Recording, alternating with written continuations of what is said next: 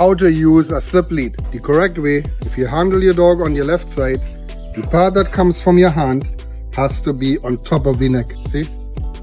So that you can pull and release. That is for handling your dog on the left side. If you handle your dog on the right side, you have to switch it around. Same thing applies. The leash part sits on top of the neck. So you can pull and release. Pull and release. That is the correct way to put on a slip lead. In handling the dog, there is no tension in the leash. You don't allow your dog to drag you down the road with it, right? You can give him a little tug for him to back off so that he's walking on a leash loose. It's not designed for him to pull you on this. One of the reasons why we want to leave the leash loose all the time, there's nothing wrong, but you have your arm up like this and put tension in the leash. Your dog picks up on the tension, thinks there's something wrong.